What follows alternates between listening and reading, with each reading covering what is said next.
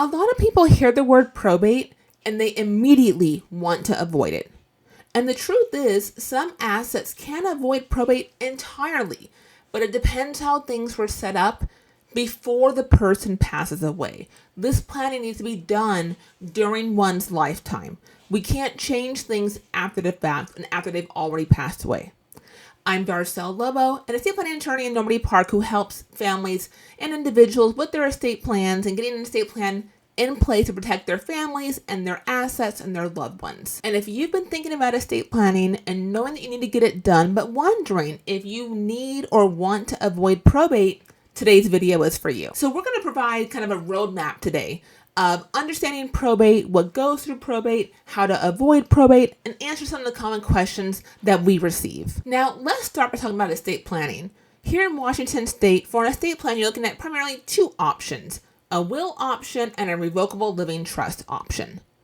A will option is a set of instructions of what you want to have happen. But in order for it to happen, the will needs to go through probate. So the will could say, I want John Doe to be my executor and I want all my assets to go to John Doe. That's great, but it's not going to happen until probate is opened. So upon your passing, the will gets filed with the court, probate is open, the court issues what's called letters testamentary to John Doe to allow John Doe to then liquidate your assets, pay your debts, and then make that final distribution to himself if he's the sole heir of your estate. But it has to go through probate. There has to be court oversight and court supervision of that process. Now, the process for probate is different state by state. You may hear individuals from different states, especially California, saying avoid probate at all costs. That's not really true here in Washington. It's not the same process. It's not as time and cost intensive as in California or other states, but there still is a time and cost factor. And I usually kind of cover 3 reasons why a client may or may not want to use the will option to avoid probate. So one being is that you're not going to have privacy. So once the will is filed and the probate is open, anyone could search by name and see what your assets were, what your will said, what your debts were, and how much your heirs received. For some clients, that's a big issue, and they care a lot about that, and they want to keep privacy. For some clients, that's not as big of a factor for them, and so that's not a consideration that they really think about. Another consideration is also if you have property outside of Washington State. So let's say you have a home here, and let's say you're a snowbird and you have another home in Arizona, and you go back and forth. If you go with the will option, you're looking at a probate in Washington State for your Washington assets, and then also in Arizona for the Arizona assets. So if you have real estate outside of Washington State in more than one state, you probably want to look at a trust to avoid having multiple probates. But then, of course, we also have to consider the cost. So a will option is less expensive to set up, but there will be probate costs on the back end, as compared to the trust option, which is more expensive to set up, but you don't have probate costs on the back end. And generally, in my experience, the will plus the probate cost exceeds the cost of the trust. But your initial out-of-pocket investment is going to be higher with the trust because the will is less expensive. And for some clients, they want to do the trust to avoid the probate costs later and the other considerations that we already went over. And for some clients, the immediate out-of-pocket cost is the primary concern, knowing that their estate will cover the cost of probate down the road. So it's really going to be a matter of personal preference. On our website, which is linked down below for you, I have our pricing. So I show you what kind of it costs for the will option, for the trust option, for our services.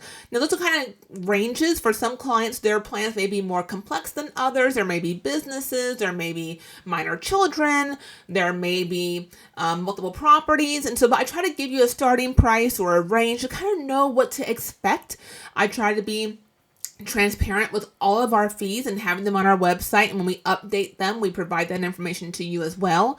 And during our consultation, I go over what to expect as far as pricing and what it's going to cost you. And so we went over kind of what to expect with the will, what that looks like, and the pros and cons. So let's talk about the revocable living trust, which I'm going to just call a trust for ease of talking in the video. So with the trust option, it's the same set of instructions like a will has, but it actually empowers the person that you've named, who's called your successor trustee, to handle the administration of your estate without going through probate. So upon your passing, if your trust has been properly funded, your trustee can then just go ahead, liquidate assets, pay debts, and make distributions according to the terms of your trust without having to open probate, without going to court. And it remains private. It doesn't get filed in a court record like the will does in a probate. And so in the scenario like we had, the hypothetical that we had with the will with John Doe, in the trust option, you would name John Doe as your successor trustee. And if all the distributions are to go to John Doe, upon your passing, John Doe can just immediately step into that position as your successor trustee, liquidate assets, pay debts, make distributions to himself, assuming that he is the sole heir of your estate. So it keeps the court out of it. It keeps it more private. So those are kind of the two things that you're looking at when trying to decide between a will and the trust option. Whatever you want to do in your estate plan, we can do with the will and we can do with the trust. So whatever you want the distributions to be, the end result is going to be the same. It's just, how do you want to get there? What vehicle do you want to drive to get to that end destination? Do you want to go with the will and go through probate, or do you want to use a trust and avoid probate? Both options are fully revocable, amendable. If you want to change distributions or who you've named, the different capacities, you can change those with the will or the trust option. They are not set in stone forever. Now, upon your passing, then they cannot be changed, of course. But during your lifetime, as long as you have capacity to give me a call and say, hey, Darcel, I want to change this, we can change it. Again, whether it's a will, whether it's a trust. So when you're looking at estate planning and trying to decide if you want the will option and you want the trust option, and I'm sure you've read a million things online about wills and trusts and pros and cons of the two different ones. If you're in Washington State, make sure you're looking at Washington State specific articles or videos or blogs or whatever it may be, because it's different state by state. And if you read something about how they do things in California or how they do things in Georgia or New York, that may or may not apply to how things are done in Washington. On this channel, I have a bunch of videos talking about estate planning specific to Washington State, about wills, about trusts, about powers of attorneys, about directives, all the things. Also on our website, I write a blog twice a month about estate planning. There's a lot on there, a lot of FAQs. I have a free estate planning guide. So just a wealth of knowledge and information for you to help you make an informed decision about what plan is right for you. And when we have the consultation, a lot of times clients will know or if they want a will or a trust. But even if you don't know, like, that's part of my job during the consultation, is to kind of walk you through kind of what do you want, what are your goals, what do you want to achieve with your estate plan, and I help you make that decision. It's my job to help make things clear for you, to simplify that for you, and to really demystify, because I understand that talking about estate planning, we're talking about what happens when you lose capacity, if that were to happen, or when you pass away. It's not a desirable conversation. It's not one that you want to have. At least not, most of my clients don't want to have this conversation. And they've been putting it off for years. I have some clients who come to me and their kids are grown. And they said, well, we meant to get this done when our kids were little, but we just never got around to it. But we know we need to. And I understand that there's just a lot of decisions to be made that are hard decisions and ones that aren't desirable to discuss. And you've never met me, right? And now you're having to talk with me about your family dynamics and what you do or don't want for your estate plan. I understand that. I've been through estate planning myself personally and doing, my plan for my family, right? And figuring out what we want to do for our kids. So I understand how hard it is. But I've been doing this for 17 years now. And so I also appreciate how important it is. And how getting your estate plan done is one of the best gifts that you can leave to your family, is to have a well thought out estate plan. Because I've seen too many families where there wasn't an estate plan, or there was a draft of one that was never signed, or it was done incorrectly, some kind of template they found online, and it wasn't done right? And the consequences of not having an estate plan or having a bad estate plan are huge. And we're talking not just money, but time and the intention for your assets. You've worked hard to build your assets during your lifetime. We want to make sure they go where you want them to go. And the people that you love and care about and take care of, or the organizations and charities that you care about and you want to provide for, we want to make sure that what you worked hard to build is distributed how you want it distributed. So if 2026 is the year that you finally said, okay, I'm going to get my estate plan done, I'm going to make that appointment, I'm going to meet with an attorney and go over my estate plan, I'd be happy to meet with you. We do it by phone, by Zoom, in person, whatever is most convenient for you. We're happy to accommodate, to meet and kind of talk about what you want. So in this video, we kick things off talking about how to avoid probate. So I wanted to start with first just going over wills versus trust, because there's so many questions about the two.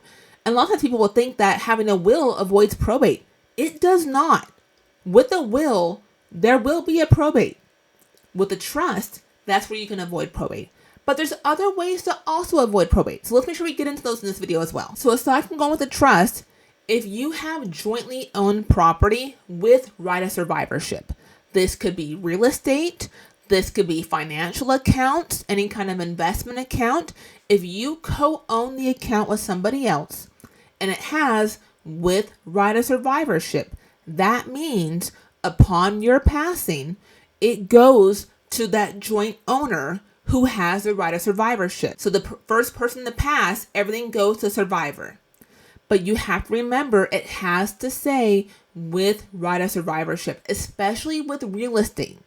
There are two ways to own real estate in Washington state: as tenants in common or jointly with right of survivorship. If you own it as tenants in common, which is the default in Washington state, it does not pass to the survivor.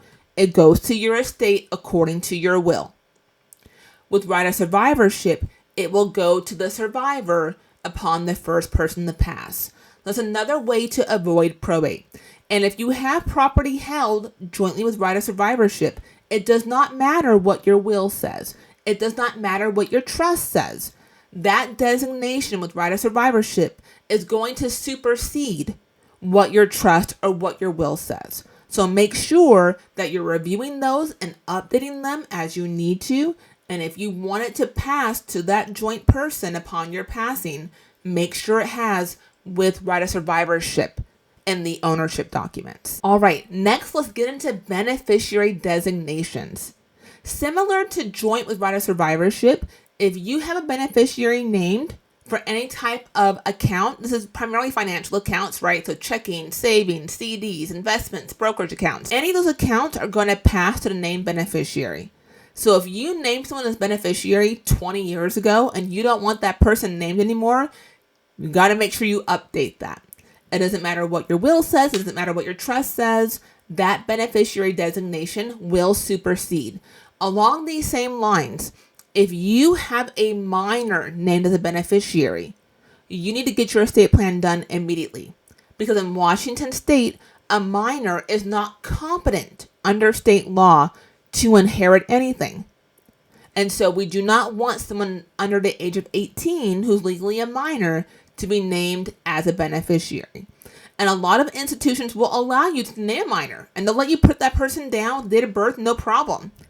But something happens to you and they're a minor at that time, they're going to find themselves involved in a court proceeding, which is usually not what you want to have happen. But then, and also keep in mind that even if the person's not a minor, if they're 18, 19, 20, they still may or may not be competent to inherit, especially depending on how much money we're talking about here, right? And so even if they are over 18, do you want them receiving their funds all in one lump sum?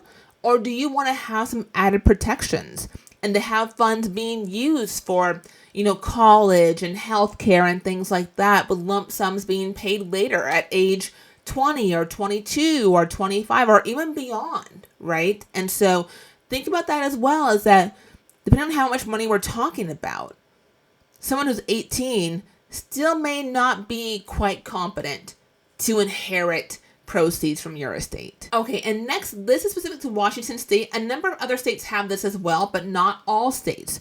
But a transfer on death deed for real estate. So it's like naming a beneficiary to your home that says, upon my passing, this home goes to John Doe, Jane Doe, maybe John and Jane Doe, right? You can name a beneficiary to your real estate. That's called a transfer on death deed. However, even with a transfer on death deed, you still at least want a will, because a transfer on death deed only covers the house. That's it. Not your financial accounts, not vehicles, not other assets, right? And so you still want to have a will in place, but a transfer on death deed is a great way to transfer real estate to someone without it going through probate. And I've talked quite a bit about transfer on death deeds on this channel, so make sure if you're interested in transfer on death deed that you watch those as well, because we talk about those in more detail in covering deeds and other real estate questions when it comes to estate planning. So make sure you check those out as well. So I want your takeaway from this video to be that probate in Washington State is not a bad thing, but for a number of reasons, clients want to avoid it. They don't want their estate to go through probate. Again, if they have real estate in multiple states, if they want privacy, if they don't want their families having to go through a court process and having a judge oversee everything, if they don't want the public to be able to see how much they had in assets, how much they had in debts, and how much their heirs received from their estate, then a trust may be a more appropriate option for estate planning in that scenario. And if you're undecided, again, in a consultation, we'll kind of go through both options. I'm here to help you answer those questions. I've got a lot of videos here answering those questions. Again, the blogs, the FAQs, the estate planning guide. I've got a lot of resources for you to help you decide. But if you're still not sure, I will help you during our consultation one-on-one, going over what your needs are, what your wants are, and helping you devise a plan that reflects what your needs and wants are, what your wishes are, what your goals are for your estate plan. So if you're in Washington State and you want help with your estate plan, give our office a call, send us a text. I have our website, our email listed down below for you. We'd be happy to see if we can help you.